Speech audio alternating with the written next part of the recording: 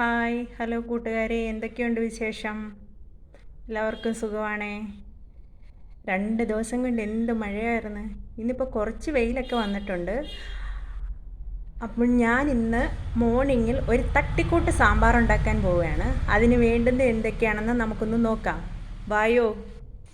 നമ്മുടെ തട്ടിക്കൂട്ട് സാമ്പാറിന് ആവശ്യമായ സാധനങ്ങൾ: ഓമയ്ക്ക, 2 തക്കാളി, വെളുത്തുള്ളി, പച്ചമുളക്, 2 സവോള,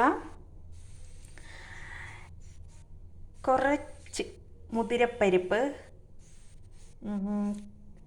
ഉലുവ, ജീരകം, മഞ്ഞൾപ്പൊടി, മുളക് പൊടി, മല്ലിപ്പൊടി, നമ്മുടെ തുമരപ്പരിപ്പില്ലാതെ എന്ത് സാമ്പാർ. പുളി വെള്ളത്തിലിട്ട് വെച്ചേക്കുവാണ്. പിന്നെ നമ്മുടെ കായം.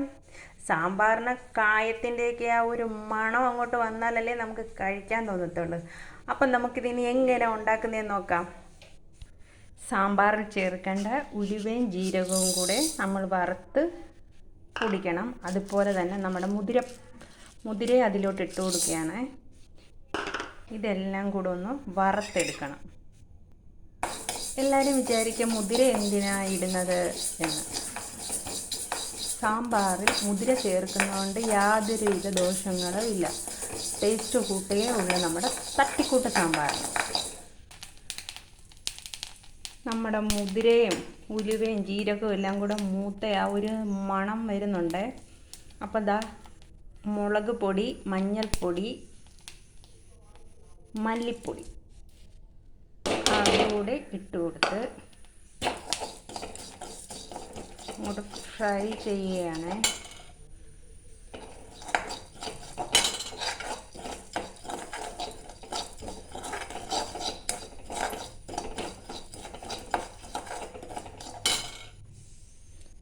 അതും മൂത്തിട്ടുണ്ട്.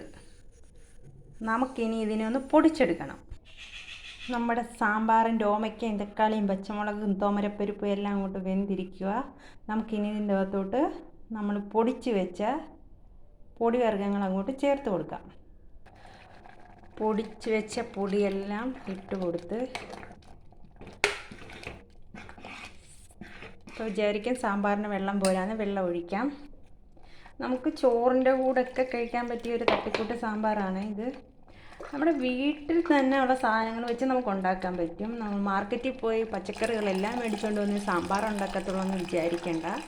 ഇങ്ങനെയും നമുക്ക് സാമ്പാർ ഉണ്ടാക്കാം.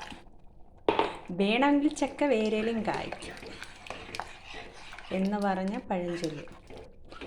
ഇനി നമ്മുടെ കായപ്പൊടി തട്ടിക്കൊടുക്കാം.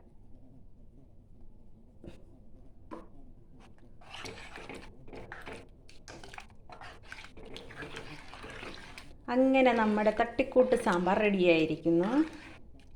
ഇഡ്ഡലിയുടെ കൂടോ ദോശയുടെ കൂടോ ചോറിൻ്റെ കൂടോ എങ്ങനെ വേണേലും ഒഴിക്കാം, കൂട്ടാം.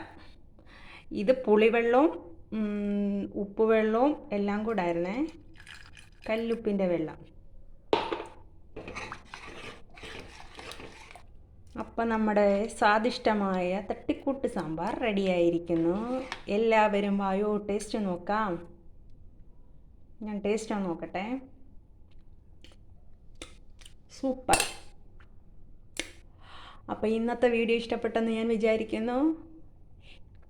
Okay, by.